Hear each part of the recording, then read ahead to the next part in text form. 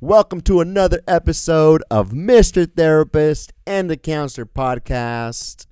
We are here to help you out in your personal recovery, whether you're dealing with an addiction, a mental health issue, or you're just trying to figure out this life out, man. We're here to empower your growth through authentic conversations and demystifying, that's a big word, the process of therapy. I'm Manny Romero. Jesse O. This week, time sessions, we process. Here we go. Remember to subscribe and share the show. Let's go.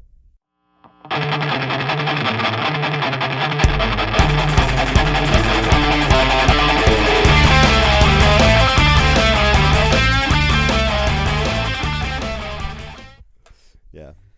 Do you think people ever go, hey, what are they laughing about before the whole video starts? I think if podcast people, ends? maybe we should make a little content of what we talk about and release it to an exclusive amount of people. Ooh. Yeah. Do you still have your OnlyFans up? Pay $9.97. I do my feet now. So You're so big in the feet. yeah. I say, check out these dogs right here. Yeah. I don't have really good feet, but I have really bad feet. So there's a market for that. Yeah, there is. So this week on Time Sessions, the time has started. The clock is running. I'm right here in front of my phone. I'm seeing the stopwatch. Yep. Manny, what's going on, my man? How are things? Good. I was just checking my mic levels, and it looks like I'm good. Am I good? Check it.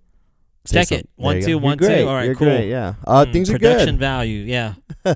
Hey, guess what? If anybody's listening right now, we are looking to hire. Actually, we're not hiring anybody. We ain't got no money. Unpaid hire. Unpaid hire. Yeah. If you just want to do like some service work. If you want to know what we really laugh about behind the camera. Come on down. Come on down. Come on down to San Clemente. Padres, baby. Padres.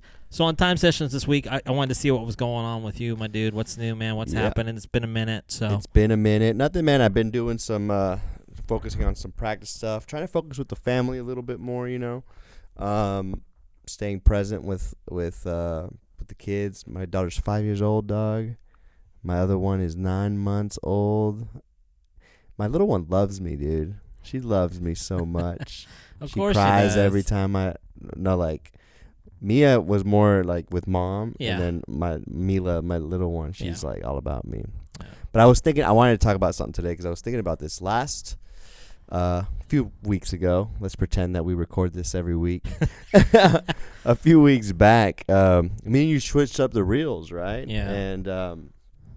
And I had a moment where you were like trying to bring up this idea of like switching up the reels, doing something different with them, and you were like, "What do you think?" And I was like, "Man, I don't like it." You know, I was like, "I look dirty and this and that." Like I was. You actually said this. I was like, let's change up the reels a little bit, and you gave me this response. You remind me of this Saved by the Bell. Yeah. Like PSA back in the day of just like talking about like how drugs were bad, right? I was mad criticizing it. I'm trying to like just throw things out up against the wall, see if it sticks, because just trying new things, right? So go ahead. Yeah, and I was mad. But I feel like I don't know, like in the short time we've been working together, would you say I'm like pretty critical of new ideas? Like I'm pretty like... No, you're actually really good with new things. Okay. I think so, yeah. Okay, cool. What I think you're good with is like me throwing ideas. I don't know if you like feel comfortable with the ideas. I don't. But I'm open. Like I challenge myself to be open. And what I was thinking about that day, because you called me on the ride back, you're like, "Hey, dude, like, you know, like we're good. Like, you know, have some like belief and confidence." And I know I gave you the whole rah-rah speech because I just feel like you probably saw me like... I just felt like in the moment I got a sense of you being very uncomfortable and second guessing. And yeah, you made the comment. You said because you're rocking your Chargers Justin Herbert jersey, you were like, I look dirty. Yeah. Well, Herbert's going to think I hate him. It wasn't because of that. It wasn't because of Herbert. It's the fact that, like, I think here's the thing that my guess is this, is that you are Mr. Therapist. You are very professional. I am professional. You want to present a certain look. Right. Are you worried, like, in the sense of any, like, culturally, like, by, like, wearing, like, a Padres jersey, or, like, people will think, like a gangster or something? Yeah, I mean, do people, like, well, probably some of that. Maybe some of that. They'll kind of put you in there's, like, a stigma attached with, like, you're supposed to represent something. Like, you can't just wear a casual T-shirt or a jersey. I think so. I mean, I think there is some, like, internal like internal dialogue from my upbringing where my mom, like, she's always like, you gotta be professional, look professional, like you look like a gangster, like. Did mom ever say that? Totally, Oh, totally. snap, So like I okay. think part of Alright. it maybe is that. I Yeah. think my hair was off that day too, so I was like, man, I was just like, I was like, Your man, toupee is always was- on tight, dude. oh, thank you. It looks like a cow, like licked my head. But yeah. So anyway, I was reflecting after you called me. I thought that was a very nice gesture. You called me, you brought my hopes up, and that's actually why made me think of why I wanted to do something with you in general. Is because I think one of my strengths, I think, is that I'm smart. I know my therapy stuff, and I'm willing to. I just kind of like go and do something and just kind of like, even if I don't have it figured out, I build the plane while I was up in the air. But one of the things I think I don't work or I need work on, and I'm not one of my weaknesses maybe, is that like I don't allow myself to be creative enough, and sometimes I can come off like very boring or lectury or like just kind of like rigid. Rigid is what I would say in my ideas, and so like I started to notice as we are, you attracted me because of your creativity. You're a freaking rock star, right? Like you've been on stage, you're creative, you developed a clinical program before, like, and I attracted to that. I was like, okay, cool, like I can learn something from you. But yeah, like when we do these reels, there's like it makes me very uncomfortable because I'm like, man, I sound cheesy, and I'm like, That word cheesy. I wish we would just take that cheesy word and like throw it out. Like, what does it mean to be cheesy? Just real quickly off topic, but on topic. But what does it mean to be cheesy? Why do people say things are cheesy? I think the reason why I say it is different, but I think people cheesy, it lame, kind of like. But why would it be just in general? Why do we think things are cheesy? Why do we think things are cheesy? Because we're embarrassed by something. Yeah, I think a lot of times. I guess so. Yeah, we're It's like embarrassed, it's kind of cheesy for me to say, but I love you, or I think that you're great. Like, okay, yeah. I've heard people like present like that. Like, it's almost like I'm gonna say something very sensitive, maybe something very vulnerable, but once again, I'm gonna put a title on it. Yeah. And it's just like, no, like if you like something, if you believe in something, if you're gonna say something with motives and like conviction, yeah, like it's not cheesy. So anyways, you were saying like no, I mean this is exactly like where I'm going with this. It's like it's so cool to me. Is that's like I was almost wanting to ask you, like, how do you, because I want to work on that, you know what I mean? Like I want to do something, allow myself to feel safe enough to be creative. Some of this comes from just me like being very self-critical of myself and judging myself and whatever, so which I'm working on, right? But so I've actually noticed like I've been more creative because I'm working on it. But like, how you've always like been comfortable doing like some creative, like original stuff, or is that something you've worked on? Or because I feel like you've had to like write lyrics, like that's pretty creative. You've had to make music. You've had to create a topic idea. People literally stole your ideas for group therapy. At the last treatment center we were at, and like you run a class and be like, oh, we already did this. Like, what the hell? Someone took my idea, because it's a cool idea, right? So you have that, I feel like, gift, but I don't know if that's always came easy to you. I think that's something. It's a skill of mine, is like to try to think outside the box and do something that isn't the norm. And maybe that's I don't know if I've always been creative, but maybe that's that sense of maybe I wish I was a little more like grounded and there's some normalcy where my thinking was always, once again, maybe titled like we talk about cheesy, but the word weird was like the way that I thought was that this is a little weird, but let me give you this idea. And now it's become a skill and a talent of mine, right? Yeah. To have that kind of creative / weird thinking. But yeah, I mean, I don't know if I've always had it, but I guess that was that kind of like the artist in me, is like to be like, yeah, I think I've always channeled that, and where that developed, I think it kind of ties into just like never really feeling a part of what I thought was to be normal, to be regular. So in some ways I embraced being different, and by being different, I had to be creative with things. Where I struggled with maybe things that came really easy to people. Yeah. I can't really I don't have a specific, but like that's where I was like, okay, I need to be creative with this because I really don't know how to do this the way that it's supposed to be applied that way. Yeah. So like, let me take something and try something different. So that's benefited me in different like levels when it comes to like artistry, like if it's music or writing, other things like that. So that kind of answer. Kind of, yeah. So it's like this feeling of like, man, I'm not like everybody else, so I gotta like embrace the difference. I gotta embrace the uniqueness of myself. See, that's cool. I feel like I've had the same experience where maybe I felt not, like I couldn't connect with people or like, but I pushed myself the other way. It's like, how can I be more blend in more, or like be more like these people? And like I had the conversation with a peer of mine a while back, and they were like, man, you have like different personalities. And I'm like, yeah, kind of like a chameleon, like I think it makes me like a good therapist. It's not a bad thing because I can like a client that comes in and maybe like he has a different language, I can really talk with them in their language, and someone else has a more professional, someone is a little more like uses a lot of slang. Like I can adapt really well. I can hang out with like a bunch of gangsters and like connect with them, and then on my way that same day go to like a really fancy party and like connect with them. So like it's a skill of mine to do that. So it's so funny that like there's that difference of like we kind of went different directions with that. Yeah, I mean, for me, like as much as like now I've embraced my creative side, and this is me, and not that I could evolve, and use the word chameleon. Yeah, like I could try to adapt other things, but there's also a part of me where it's like, okay, cool, like maybe you're not creative in that sense, like where I'm creative, but maybe there's a sense of I wish I could be more. I can adapt a little bit like you could, and maybe like I don't want to seem like go with the flow, but I think that's a skill as well in a lot of ways, which I really struggle with because like.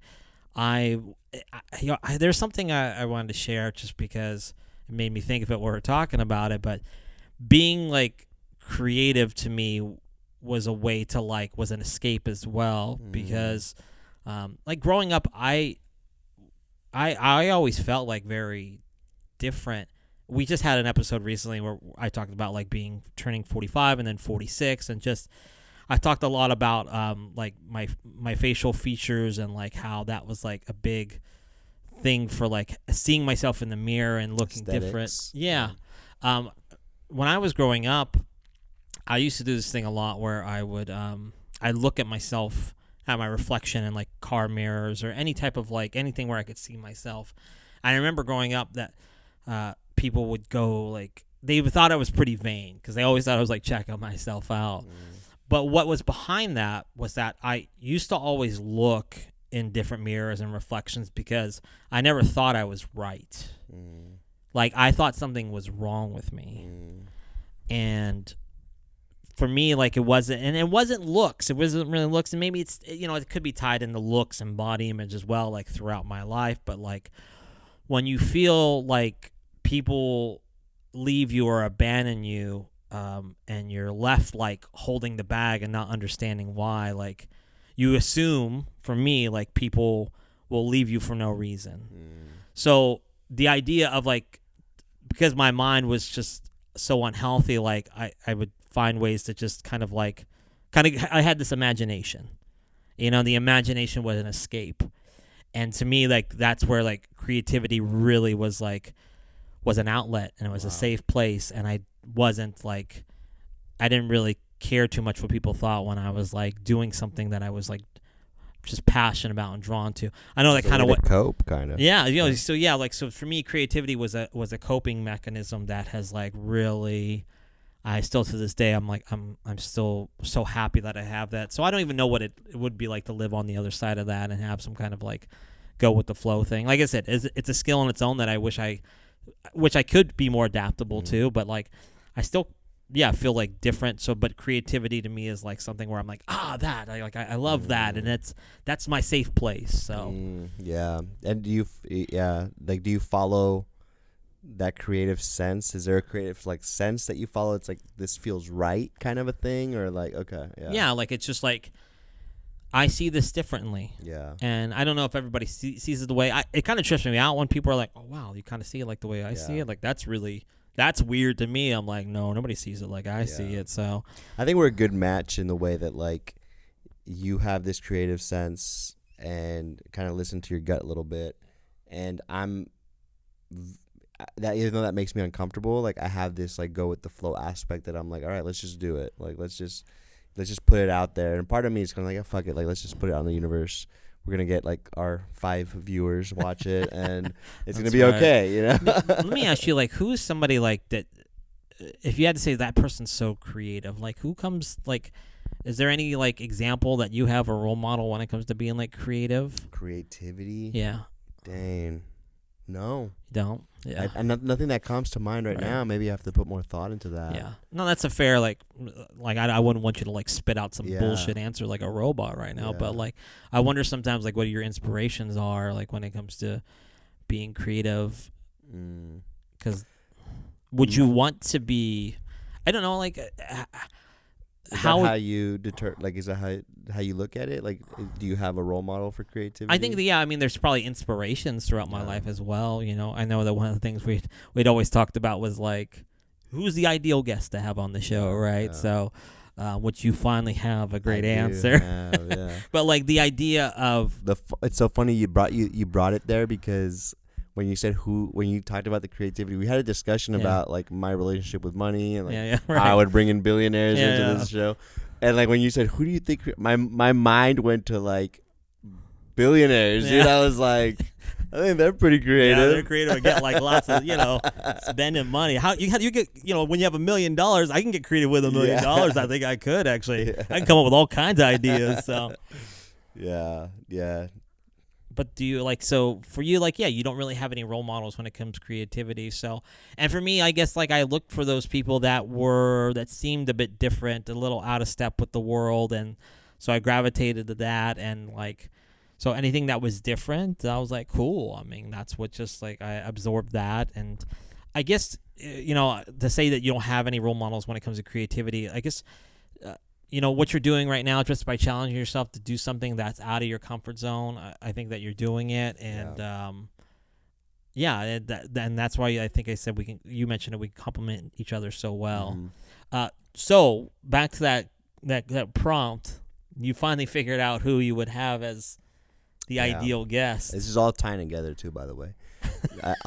Before I answer we that, planned all this. Yeah. Do we have time right now? We got time. Okay, yeah, cool. yeah. Cool, Mr. Counselor. So before we go there, because it kind of, I want to end there kind of. So I know where this comes from, and I don't know if I mentioned it already, but I'm thinking about it a little more deeper right now. This inability to be creative. I think it's an inability to be safe enough to be creative, to feel safe enough or confident enough in myself to allow myself to fail, and to be silly, to be cheesy, to be to look dumb, right?